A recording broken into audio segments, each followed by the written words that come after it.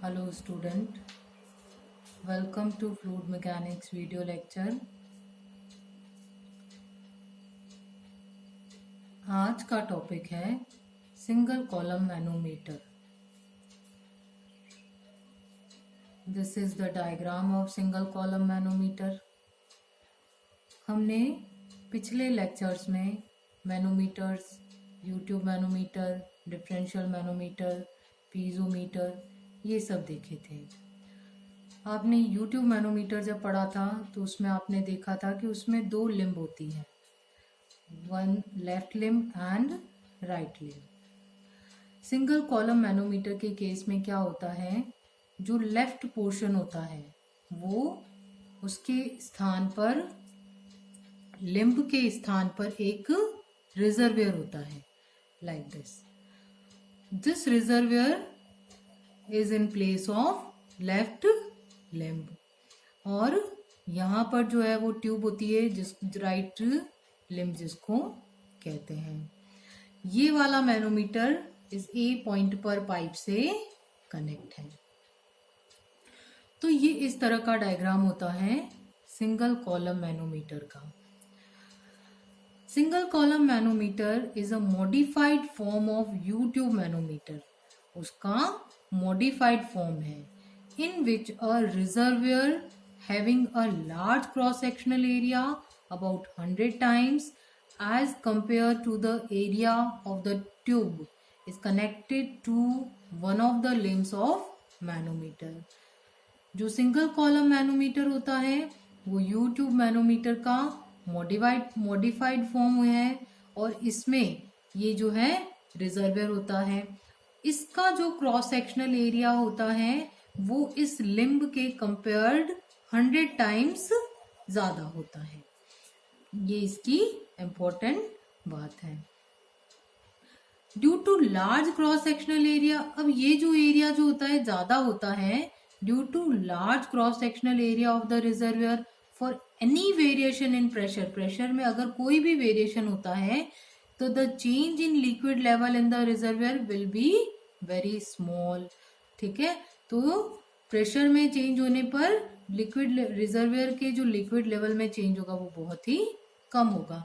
ये फायदा होता है लार्ज क्रॉस सेक्शनल एरिया इस रिजर्वियर का होने के कारण।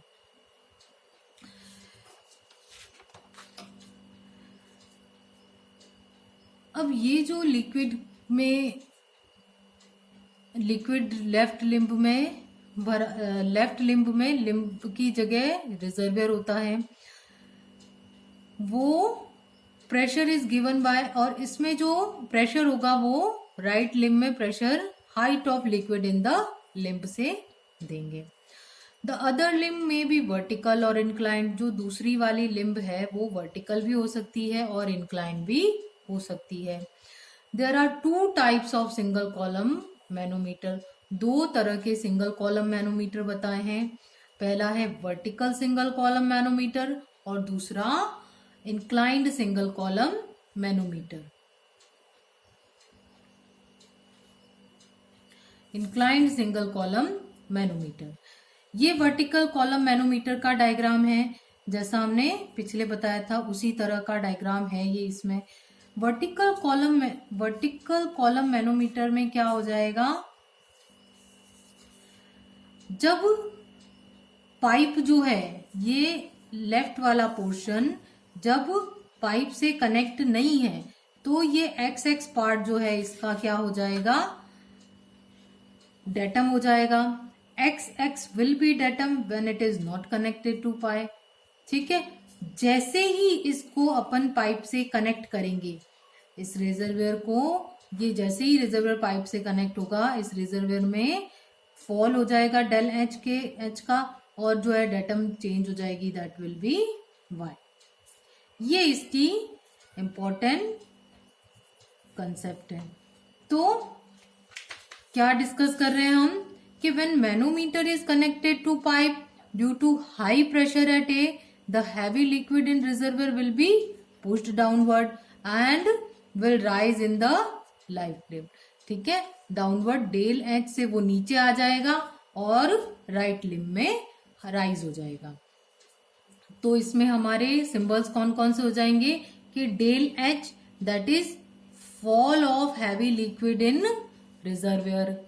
H1 क्या हो जाएगा, height of centre of pipe above X x.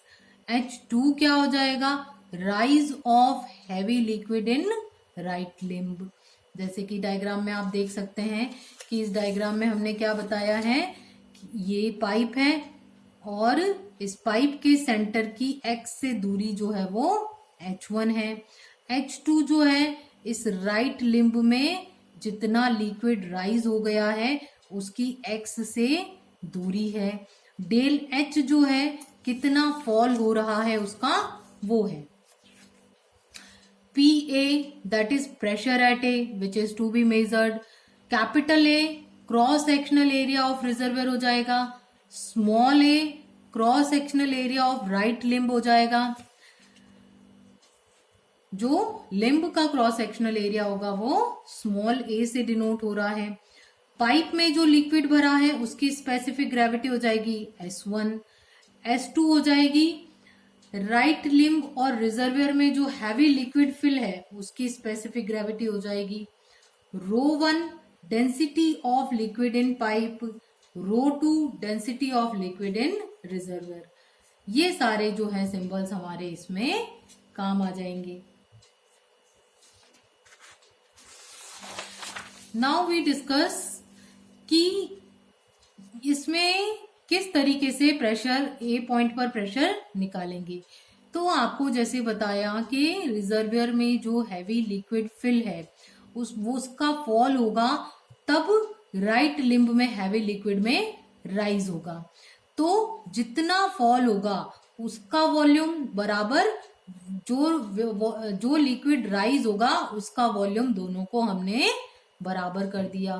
तो capital A into del H इतना फॉल हो रहा है बराबर राइज हो रहा है H2 के बराबर और स्मॉल a। तो डेल H के लिए वैल्यू निकाल दी हमने A into H2 by A। Now we know the manometer concept के मैनोमीटर में क्या करते हैं कि लेफ्ट लिम्ब में प्रेशर बराबर राइट लिम्ब में प्रेशर। तो वही हम अब कंसीडर करेंगे। तो इसको कंसीडर करने के लिए हम डेटम लाइन इस बार क्या ले रहे हैं, वाई डेटम लाइन ले रहे हैं। इस वाई डेटम लाइन से राइट लिम्ब में प्रेशर क्या हो जाएगा, ρ2 into G into del H plus H, total height ये हो जाएगी। लेफ्ट लिम्ब में प्रेशर क्या हो जाएगा, ρ1 इंटू जी डेल H प्लस H1 और जो A बिंदु पर प्रेशर है वो हमने ऐड कर दिया। मैनोमीटर के कंसेप्ट से हम जानते हैं कि इक्वेशन 1 बराबर इक्वेशन 2 हो जाएगी। दोनों को आपस में बराबर रख के सॉल्व करके PA के लिए हम सॉल्व करेंगे। तो PA का फाइनल फॉर्मूला आएगा del H ρ2g minus ρ1g plus H2 ρ2g minus H1 ρ1g। अब ये जो डेल H की वैल्यू हमने ऊपर से निकाली है उसको रख दिया। इस A बाय A जो है हमें ने बताया कि कैपिटल A जो है वो 100 टाइम्स होता है स्मॉल a का। तो इसको अगर नेग्लेक्ट करा जाए तो PA के लिए वैल्यू क्या आ जाएगी, PA के लिए वैल्यू आ जाएगी H2 ρ2g minus H1 ρ1g, जहां पे ρ1 और ρ2 जो है वो क्या हो जाएगी, density of liquid. ρ1 density of liquid जो कि लेफ्ट लिम्ब में भरा हुआ है और ρ2 डेंसिटी ऑफ लिक्विड जो कि रिजर्वियर में फिल है। H2 जितना उसमें राइज हो रहा है और H1 पाइप का जो पॉइंट जहां पर हमें प्रेशर निकालना है वहां से उसकी हाइट। ये था vertical single column manometer. Vertical single column manometer में A बिंदु पर हमने प्रेशर इस तरीके से निकाला जिसमें H2 और H1, H2 हो जाएगा राइट लिम्ब में जितना लिक्विड राइज हो रहा है उसकी हाइट और H1 हो जाएगा बिंदु A जिस पे हमें प्रेशर निकालना है उसकी x डेटम से हाइट। अब दूसरे तरह का सिंगल कॉलम मैनोमीटर बताया आपको, that is inclined single column manometer. Inclined single column manometer में जो राइट लिम्ब होगी, इसको हम क्या कह रहे हैं, राइट लिम्ब। ये राइट लिम्ब जो है वो एक थीटा एंगल पे इंक्लाइंड होंगी। This is our inclination. तो इंक्लिनेशन के कारण ये मैनोमीटर जो होता है मोर सेंसिटिव होता है। This manometer is more sensitive. Due to inclination the distance moved by heavy liquid in the right limb will be more। इस इंक्लिनेशन के कारण ये जो इसमें पानी ऊपर चढ़ेगा वो क्या होगा, ज्यादा होगा। नाउ आप ये डायग्राम देख सकते हैं। इस डायग्राम में हमने सबसे पहले क्या दिखाया है, एक्स एक्स डेटम दिखाया है। एक्स एक्स डेटम कब होता है, वर्टिकल के केस में हमने देखा था कि एक्स एक्स डेटम जब होता है जब लिक्विड जो पाइप है वो मैनोमीटर से कनेक्ट नहीं है। जैसे ही पाइप को मैनोमीटर से कनेक्ट करते हैं तो रिजर्वियर में एक फॉल होगा, दैट इज डेल एज, और datum will be Y Y. तो इस तरह से डेल एज, ये डेल एज का जो फॉल होगा उसके कारण जो है वो इधर के लिम्ब में ये वाटर जो है वो राइज करेगा। अब ये जो राइज होगा वो ज्यादा होगा इस इंक्लिनेशन के कारण। अब इसमें ये जो L है, इस एक्स एक्स से हमने दूरी दिखाई है L, this is length of heavy liquid moved in right limb from x x. ये लंबाई है कि हैवी लिक्विड इसने इतनी लेंथ जो है वो कवर करी है। थीटा क्या हो जाएगा, ये theta inclination of right limb with horizontal. इस क्षैतिज के साथ ये वाली जो लिम्ब है ये कितना कोण बना रही है, उसको हम बोलेंगे झुकाव या इंक्लिनेशन। तो इस थीटा को हमने इंक्लिनेशन से डिनोट कर दिया है। अब यहां पर ये H2 देखिए, ये H2 किसका मान है, H2 है वर्टिकल राइज कितना हो रहा है, vertical rise of heavy liquid in right limb. Vertical rise जो है वो कितना हो रहा है, एक्स एक्स से। तो इस वाले के लिए हमने क्या करा, अगर ये थीटा वैल्यू हो गई तो ये भी थीटा होगा। तो साइन थीटा बराबर क्या होता है, we know that sine theta बराबर हो जाएगा लंब बटा कर्ण, परपेंडिकुलर अपॉन हाइपोटेन्यूज। तो लंब कितना है हमारे पास H2, कर्ण है हमारे पास L।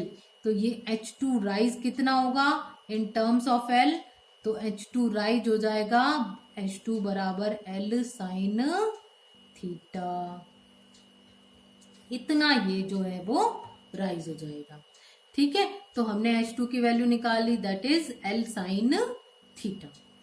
अब हमें क्या करना है, इस इंक्लाइंड सिंगल कॉलम मैनोमीटर जो है वो एक पाइप में ए बिंदु से कनेक्ट है। इस ए बिंदु पर हमें प्रेशर निकालना है। तो ए बिंदु पर प्रेशर निकालने के लिए हम क्या करेंगे, वही फॉर्मूला जो हमने वर्टिकल मैनोमीटर में जो फॉर्मूला निकाला था। क्या निकाला था वर्टिकल मैनोमीटर में फॉर्मूला, वर्टिकल मैनोमीटर में फॉर्मूला निकाला था